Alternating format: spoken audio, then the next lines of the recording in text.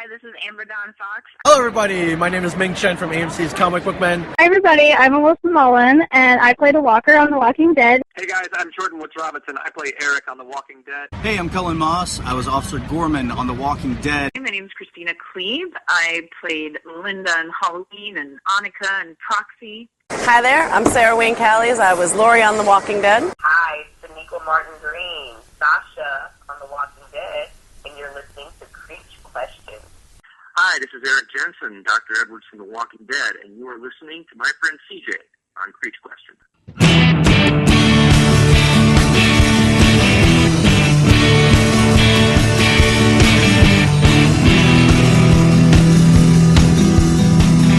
Welcome, everybody, to episode 20 of Creech Questions, brought to you by the Dead Connection.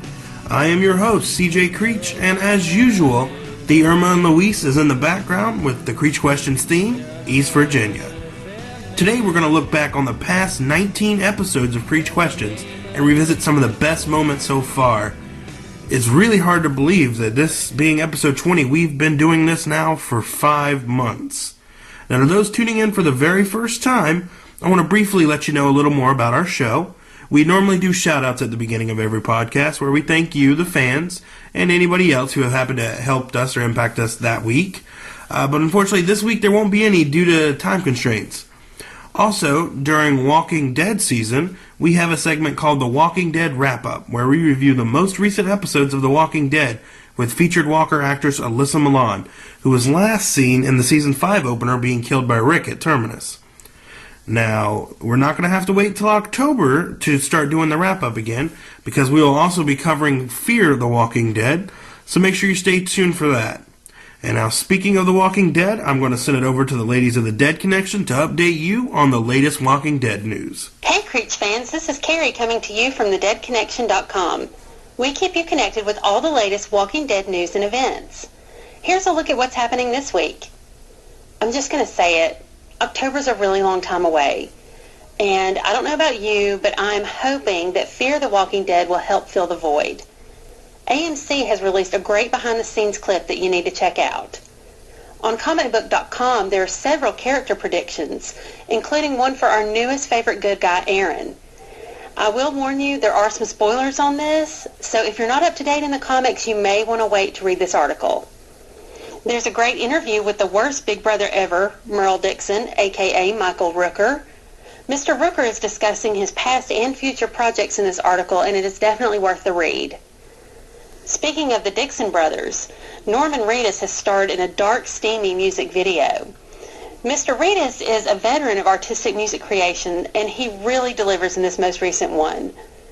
All of these links and more can be found on our site, thedeadconnection.com, and remember to like us on Facebook and follow us on Twitter and Pinterest. Until next time, this is Carrie, signing off. Thanks again, ladies. We are now going to get into our greatest hits portion of this week's podcast. Keep in mind that these interviews are not in order, but you can listen to all of these in their entirety on Spreaker, iTunes, or CreechCreativeProductions.com. Now up first is Addy Miller and Alyssa Millan, who not only get to share their personal experience on just what it's like to be a walker, but also on just how intimidating Andrew Lincoln can be on set. I've got Shanna Elaine wants to know what was it like playing a zombie and how long did it take to actually get in the makeup? Being a zombie isn't as bad as it may seem. It was really fun. They kind of, treat the zombies a little better than you'd think because, it's really hot outside. It's midsummer in Atlanta and you have all the makeup on. So, yeah, they treat you well on set. My makeup took 2.5 hours to put on. It was done by Greg Nicotero, who's now also a producer on the show as well. And it took like weeks of preparation to actually do it. Like they had to do head molds and then teeth molds and they had to measure my eyes for contacts. And then there's zombie school where you get to attend school for a day to learn how to be a zombie. They have you watch movies, but I wasn't exactly allowed to watch the movies there. Yeah. I usually ask this one because I like to hear the different responses. The Walking Dead's pretty serious. It's a serious, dramatic show. What is the atmosphere like during filming of the show? Well, it seems very laid back, and people just kind of, you get some joking here and there, and people just have a good time, and then once it starts to go, you start to see people get into the zone. Like I've seen Denai, who plays Michonne, like right before a take, she'll start jumping around, she'll start like slapping herself in the face. Like I've seen so it will go from like really laid back, and then like once we're about to go, everybody gets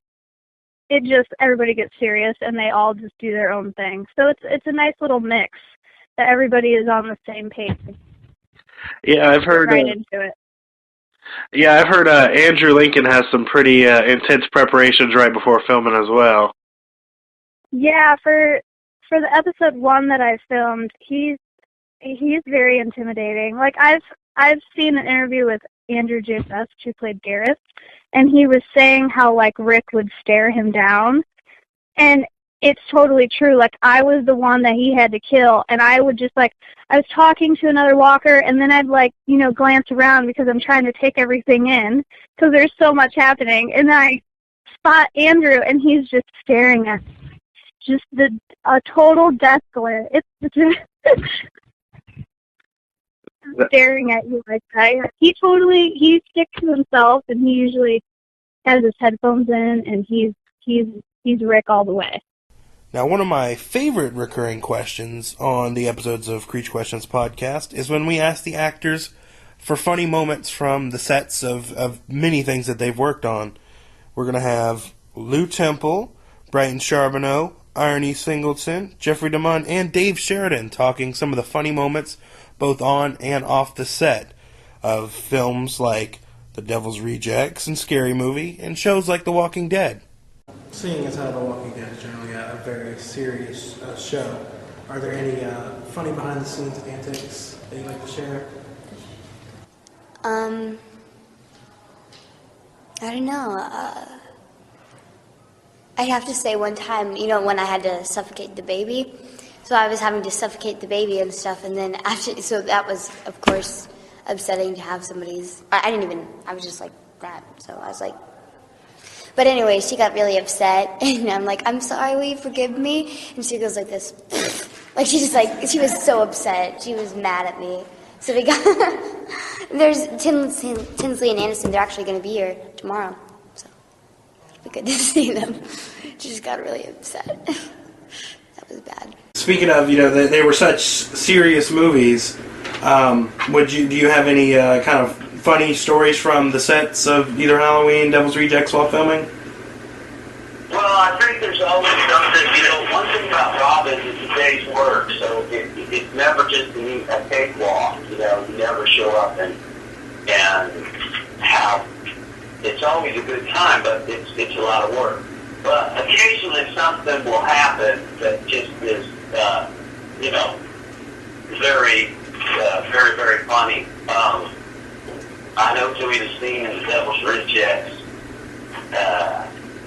where, it's incredibly serious. It's in the hotel, and we're all becoming, victim held at gunpoint, and to see what Priscilla Barnes is being asked to sort of disrobe. And Jeffrey Lewis who played Roy Sullivan, an incredible actor, clinging to his best friend. He's engaged in what Rob had on the television, which I think might have been the octopus of a giant squid or something. And I'm not sure Jeffrey ever really was aware of what was going on in front of him. So Rob would yell, "Cut!" And Jeffrey would say, "Did you see that?" And we'd be like, "Yeah, that shit's intense, isn't it?" This Bill Mosley, raping, essentially. Priscilla Barnes, and he said, no, the squid on television, it's huge. And it was things like that, really kind of disengaged in various moments. Speaking of funny stories, is there any from your time on The Walking Dead that you can recall either during filming or in between takes or anything like that? I can recall Daryl, who's played brilliantly by Norman Reedus. I can recall him referring to my sausage links as poop. When we got on the van, we were headed to the set, and he got on the van that morning, and I had some turkey sausage links. Oh, man, what's that, poop? And I got to the set, and we were shooting this scene, the Whale Walker scene. And the Whale Walker was probably the most grotesque-looking zombie I've ever seen on the show. Even since then, since season 4, I haven't seen a walker on the show yet that can top that Whale Walker. Do you remember that episode? I do, where they had to pull him out of the well and then he split in half. Yes. So that was season 2. And while we were shooting that scene, I was reminded of what readers told me. And so the image just kind of clashed with the image of that walker, so I started to gag. And I couldn't get through that scene without gagging, and I just kept gagging. And then the director knows I was gagging and everything, and he came over to me and he was like, "Well, honey, I like the gags. You know, that's pretty cool. I like that decision, but let's do it again without the gags. Let's not gag." I thought that was kind of funny because I was like, "Man, I can't help myself. I'm just gagging. This thing is so nasty and filthy." Like, he thought it was just personal choice of mine as an actor when it was not. That was just an Walker. It was just Daryl. Adding to it by ruining my appetite that morning right before we shot the scene. But we got him back, though, CJ. I got him back because we did, during season 3, the opening of season 3, when we were in the house, the scene where Carl was about to eat the dog food. Do you remember that? We were in there. I think the place was already a mess when we got there. I don't know, or somebody probably had some squatters to get in there the night before. We had already, solidified the location, but I think some people probably went in there the night when they shouldn't have and took a poop. And we got there near the fireplace. There was some poop in there, or a dog or something went in there. And Daryl, he was standing by the fireplace, and everybody knew that there was poop in there. Everybody that was in that scene except for Reedus and Lincoln, who plays Rick. It's for the people that are not too familiar with the show. So they were the only ones that didn't know, and I didn't tell them anything, and Daryl backed up in the poop and stepped in the poop. And I didn't tell him because it reminded me of when he ruined my appetite during season 2. So that just goes to show you that karma is real.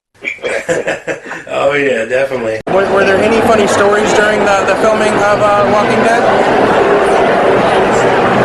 I suppose there must have been, but I can't even think of one.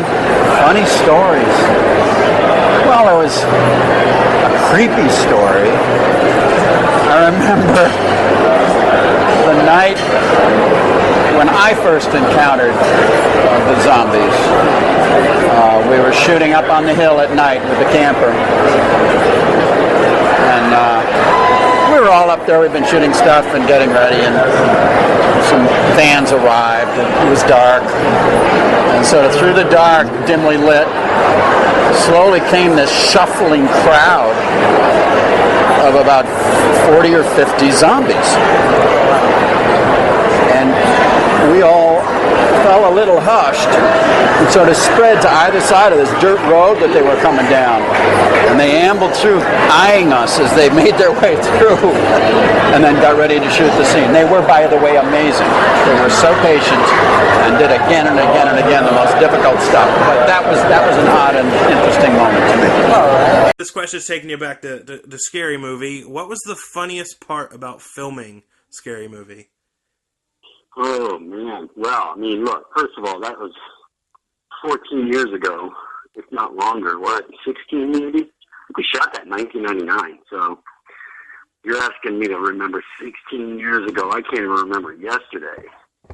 Oh, what was the question? See, I don't remember the question. What was the funniest thing about shooting that? Yeah. Well, here's the thing. That was my first film, and not a lot of people knew who I was, and I was pretty dedicated to the Doofy character. So I think the funniest aspect of the whole thing was me staying in Doofy the entire time. When I wasn't the killer, I was Doofy, and I never came out of the trailer as anything but Doofy. And when I put on the killer, I put the mask on, and nobody ever saw me as Dave Sheridan wearing the mask, you know what I mean? So I had my wardrobe in there, and Keenan and I had that agreement not to tell anybody that I was the killer. And so I think that was the funniest thing, was basically, I think some of the cast members really thought that I was a bit mentally challenged of a human being, you know, playing, which I am, by the way, but I think some of the other actors thought that Doofy might have been real, because I never broke character. So that's pretty amazing. Yeah. Now the second funniest thing, my funniest moment personally, that I've never had another situation like this, was our wardrobe. Our wardrobe designer was an African American man. I'd have to look him up. His name I actually forget. Let's just say it was Dennis, because I actually spent 16 years. But he was gay. And for the scene that I come running out with the vacuum cleaner, I had a dildo in my pants in that scene for like a hard on. That's not all me. I'm sorry, ladies. So in order to go buy for the dildo, and I was real specific about everything about Doofy, the backpack, the water gun, the little white crap on my sides of my mouth, like everything was very specific. So I remember going out to go buy that dildo with him, with the costume designer. We went to a sex shop in Vancouver to go get that dildo, and so it's me and this black gay guy buying a dildo together. So that was definitely something I've never experienced ever since then, you know? It's not very often I get to go to a sex shop and buy a dildo, 12-inch dildo with a black man. Next up is comic book men's Ming Chen and Eric Nordhoff of the Walker Stalkers, revealing what their success meant to them, and Eric also talks a little bit about the struggle of making Walker Stalker Con a reality. I guess the first question would be, with Comic Book Men now on Season 4, what does the success of the show itself mean to you? To me personally, I think I've always been that kid who has always wanted to get invited to the party and never really got invited. Well, now I'm getting invited, so it's kind of cool. Yeah, I grew up like a shy kid, didn't want to talk to anybody. You wouldn't know that now. I want to talk to everybody now, and you may have seen me at cons or the various Walker Stalkers, and I'll sit there and talk to anybody for 15, 20 minutes. I'll buy them dinner, I'll buy them drinks. It's fun. I think I like interacting with people, and I think that's probably the best thing that has come out of it. It feels weird to me though that people actually want to come and meet us. Really, we're just we're four idiots that sit in the store and whine about why Back to the Future shouldn't work. But I guess we're not the only ones who want to talk about stuff like that. Or, why there was a flaw in the Death Star, why they built this mighty starship. And, they built this stupid, there's a stupid flaw in there. But I guess the rest of the world also wants to talk about that. So thank God, and we got a show out of it. Season 1, so it's a big deal. At what point did you and James really decide on creating a convention based off of a show? And did either of you have any influences on how you kind of wanted to base it off of? Yeah, well, I'm the brakes and James is the accelerator in our relationship, okay? So I was fine just doing our podcast. I was enjoying doing our podcast. We took a lot of fun. We were getting better at it, and we were interviewing all these actors, and it was more of a hobby for all of us. And but then we did a meetup. The very first time we did a meetup was the end of season 3 finale. And it was in Georgia, and we had a great time. We met like 100 of our listeners. And it was just cool. The experience of having, Melissa McBride there and 2 other celebrities, Dan Thomas May, and it was a lot of fun. And I kind of caught the bug of, hey, this could be something more. And then we scheduled a premiere party for season 4 already, and then that sold out. And we spoke to came to LA and went to a convention down in Orlando with visiting family down there, and came back. You know what? I think we could do like a conference or something bigger. You know, maybe get 10 celebrities and just have a large meetup. And before I knew it, it turned into a Kickstarter campaign, and Lauren Reed's coming, and Greg Nicotero coming, and it just built and built and built until eventually Andrew Lincoln was becoming. And we were just, I mean, it was kind of almost like wanting to see how big it could get at that point once we hit the Kickstarter campaign. So it was, once we were able to get through the Kickstarter campaign, I mean, that was a scary time because I didn't want to lose my house. This convention, and there were times when we thought, man, we're not going to bring enough people into this convention, or what are we thinking? But you know, James just kept saying, you know what, wait 2 weeks, I think we can get so and so and so and so, and it turned out we were able to.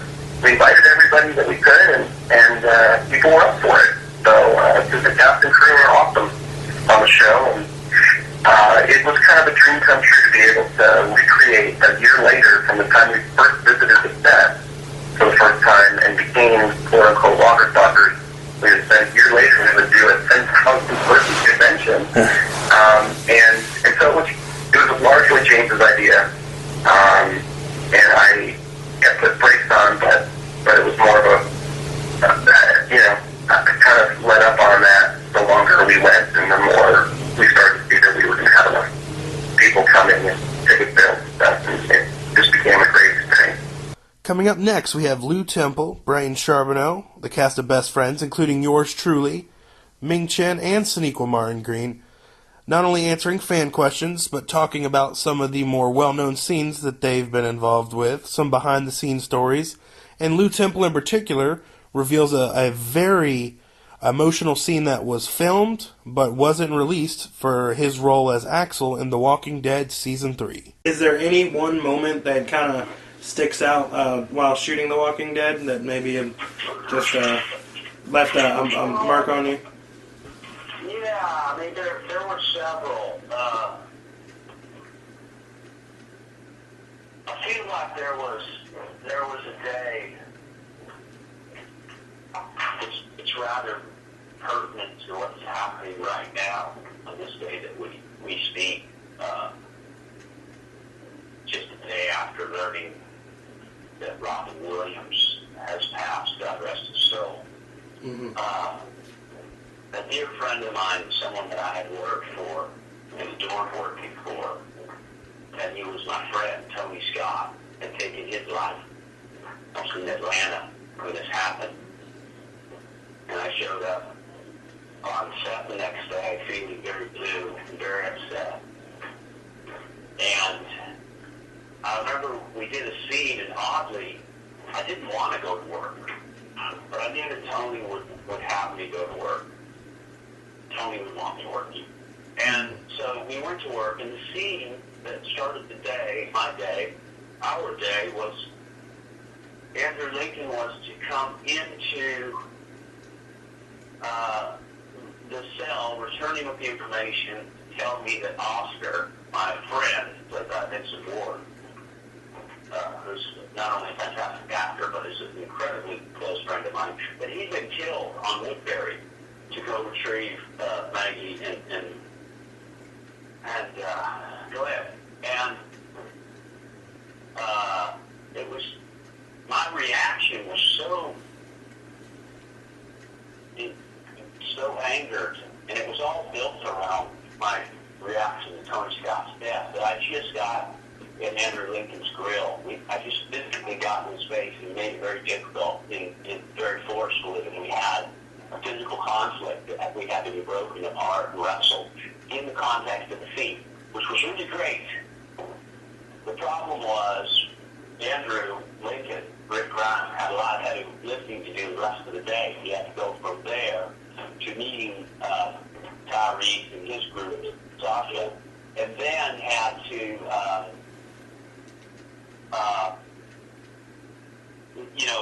see the vision of his of his wife, Lori. So it was kind of too much, so we had to temper that down. But that always struck me as really being in the moment. And of course, I adored the scene with Carol that we did about you must be lesbian because you got short hair.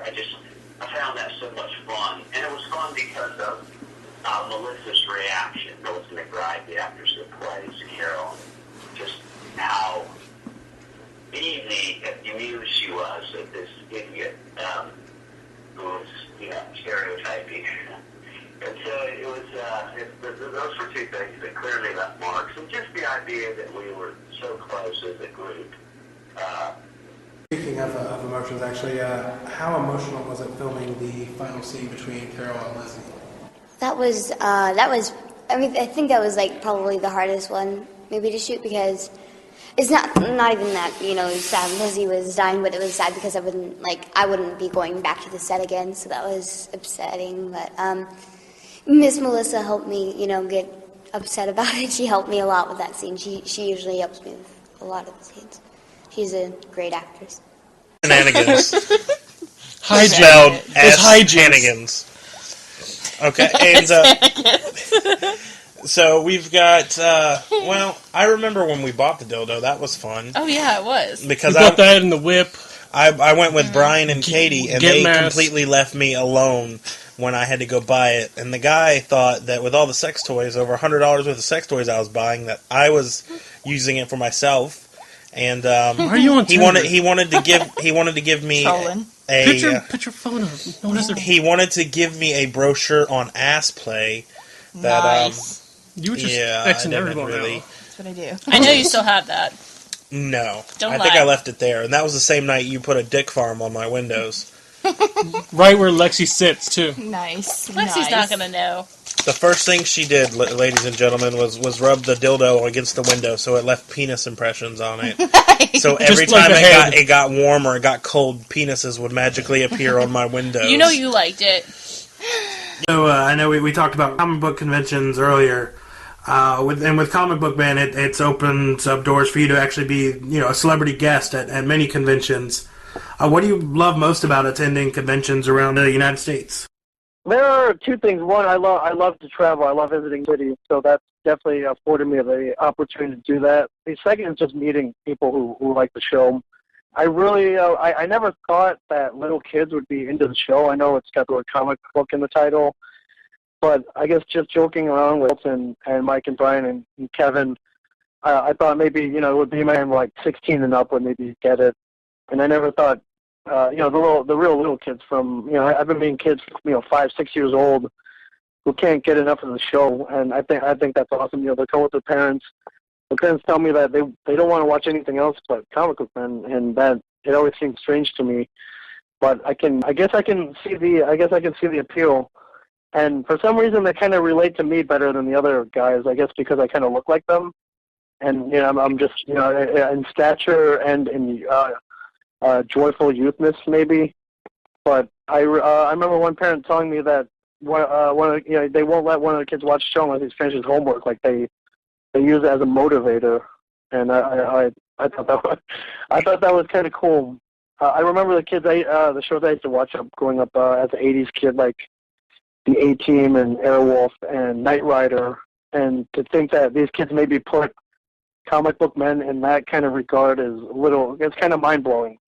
And the next question is going to be a fan question that was submitted to us through Facebook. This one is from Vernon Newton, who is the admin of the Walking Dead fan base group on Facebook. It has over 65,000 people, and he was just wondering whose death affected Sasha more. Was it Bob or was it Tyrese? Oh man, that's a question right there. That's a good question. Well, it's interesting because they hit in different ways, and it's hard though. I would say that it's kind of like the knockout, like the 1-2 punch, for me, for Sasha.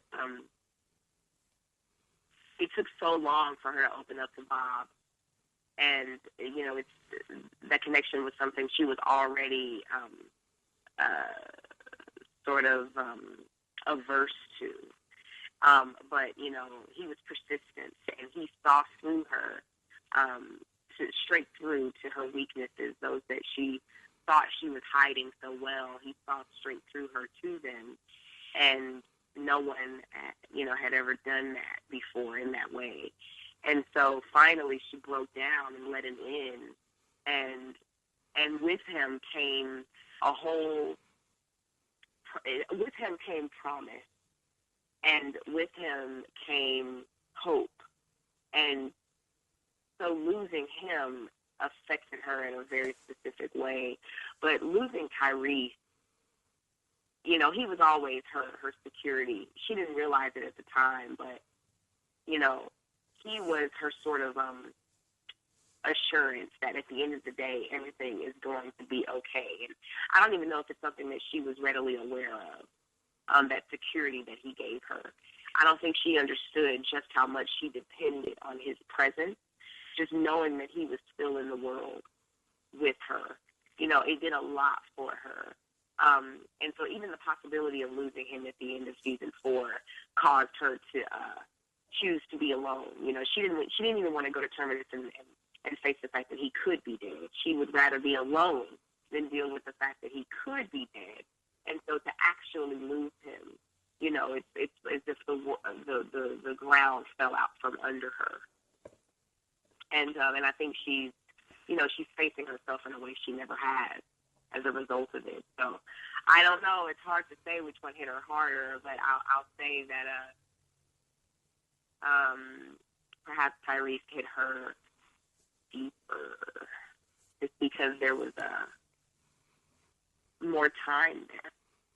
In this next part, Sonequa Martin Green explains what girl power means to her, and we also talk to Kristina Klebe, not only about her role in Proxy, but about an awesome idea for an all Annika chapter in Proxy 2. What does the term girl power mean to you? Oh, well, you know, I think that especially now, you know, being a mother, you know, my perspective of, you know, feminine power is different now. You know, it's much more expanded.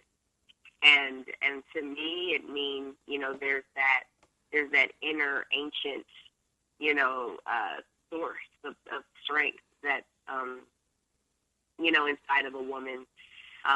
We have a very, you know, we have a very blessed journey as women. You know, we're able to, you know, bring life into the world through us. And, you know, we're the sort of backbone, you know, in a lot of our families. And, you know, we also are the heart in a lot of our relationships, and the nurturer, the comforter, you know, all of these things. And so to me, it means a lot, you know, this concept of girl power. But I also think that it's something that young women can latch on to. Girls can latch on to. I love it. I'm all about it.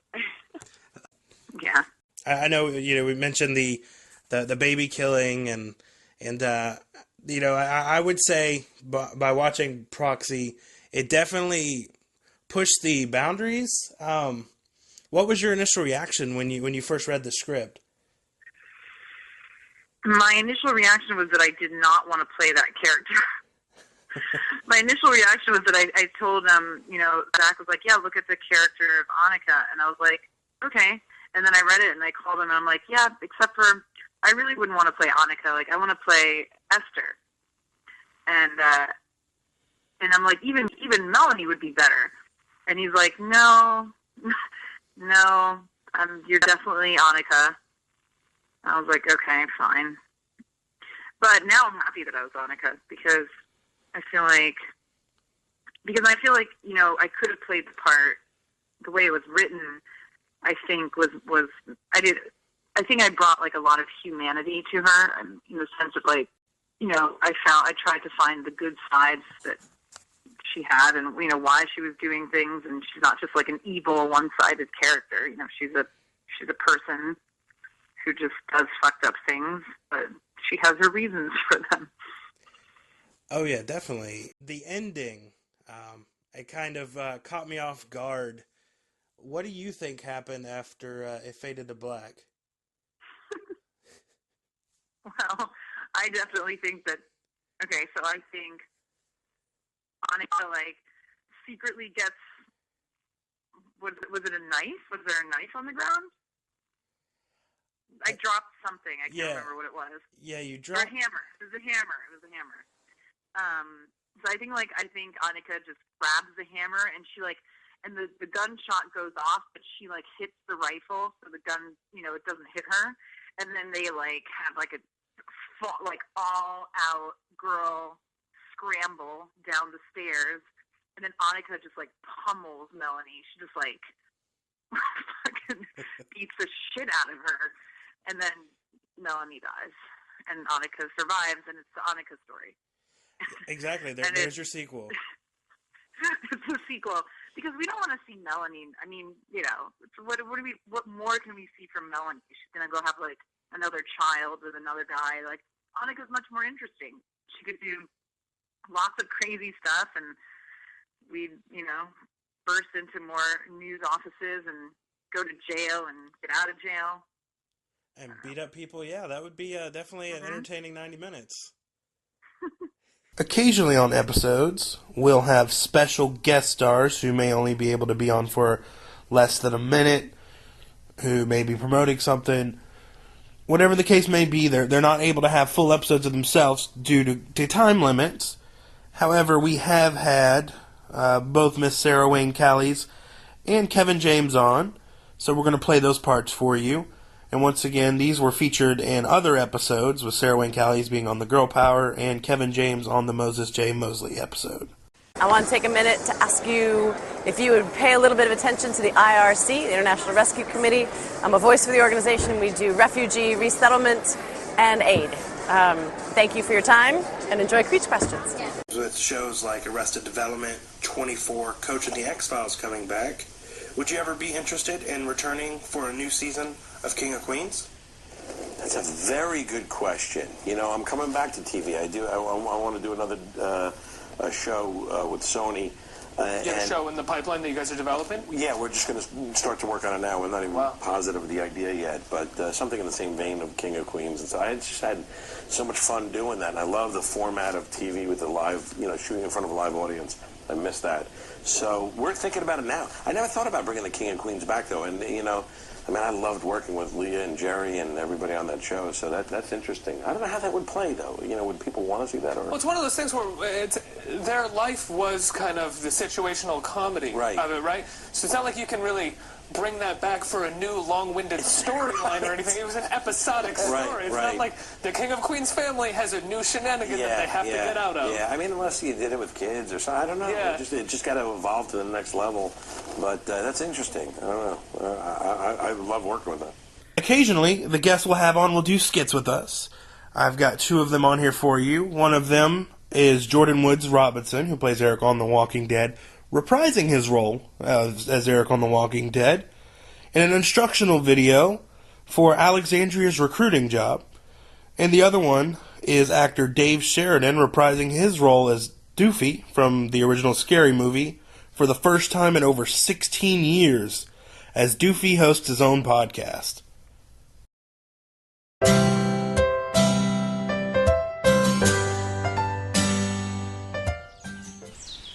Hi there, my name is Scott, and welcome to Alexandria. By now, you've had plenty of time to meet everybody around the town and acclimate to your new surroundings.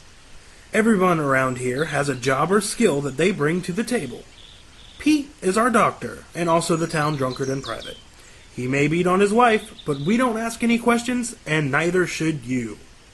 Deanna is our leader, and though she may not listen to your advice until it comes back to bite her, she cares about us all nonetheless.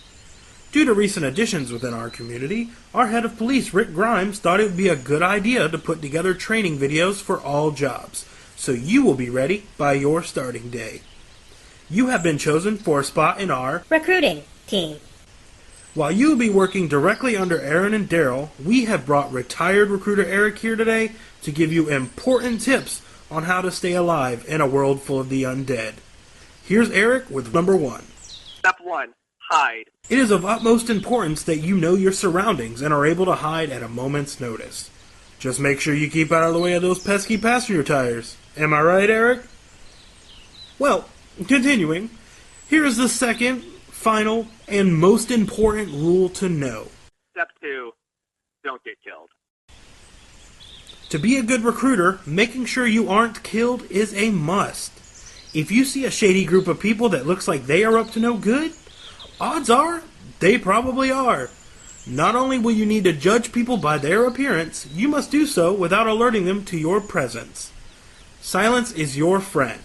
If you come to locations blaring loud techno music, odds are you will be eaten before we can even remember your name. Being quiet will not only keep you relatively safe from the bad people, but walkers as well. As you can hear, the walkers can give away your presence just as much as any human can. One bite from these rotting corpses and you'll be exiled from Alexandria to fend for your own until you die or find a cure, whichever comes first. Now before we leave you to start your job, I personally want to give you one recommendation. When dealing with Daryl Dixon, do not mention the name Beth. If you do, he will mope around our community for hours weeping and burning himself with cigarettes. Trust me, you don't want to see this happen. It is the absolute worst. Now I hope you paid attention to these rules and have a successful run as Alexandria's newest recruiter. Hope you bring us some amazing people to our community.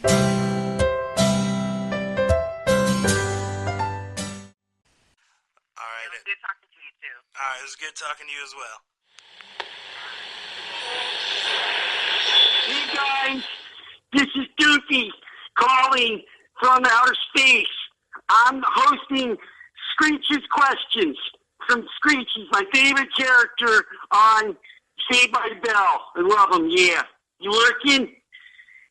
Wait, what do you mean? Creech? I don't know what Creech. I can't Creech. No, my mom says no creeching anymore. She took away my creature. Okay, today I'm going to do a really cool thing on podcast. Never been done on the internet before, on the interweb. This has never been done on the interweb. I'm here with one of my special guests. She's a really close friend of mine. Yeah, I know. Shh, don't give it away. Okay, honey. Start whenever you want. Don't be shy. It's the interweb. It's the interweb. This is Creech Questions. We've got millions of people listening.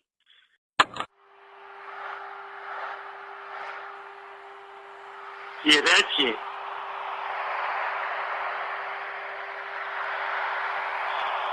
Wow, this cyclonic suction. Doofy! What? Get your dick out of the vacuum cleaner! Hey, I said don't disturb me while I'm doing my podcast. Okay, where were we? Oh, yeah. Ooh, yeah. That's good podcast. Okay, let's take a question from the audience. Phone calls. Roll them. Hello? Hey, am I on? Yeah, you're on the air. Yeah, bro. You fucking suck worse than your vacuum. Why don't you get a real job, loser? All right. If you don't turn off that vacuum cleaner right now, Mom's gonna send us pictures to your Twitter followers of you podcasting. Josh McDermott's not gonna be happy. But he just followed me. He's my best friend. All right, everyone. Yeah, Josh's friendship means way too much to me. He's important. I love him. No swallows. Yep, that's it. And don't forget the vacuum. It was fun. Thank you for being on. And also, you've been listening to Creech Questions. Who? Who's Creech? I thought this was Creech from Saved by the Bell. Oh, Brian Daniels just unfollowed me. I don't even know who he is. Screw him. Oh, he's blocking now. Now I'm blocked. All right, this is Here's a big thing. Why'd you post that? That's going to do it for part 1 of our Greatest Hits and Skits episode of Creech Questions. We'll see you in part 2.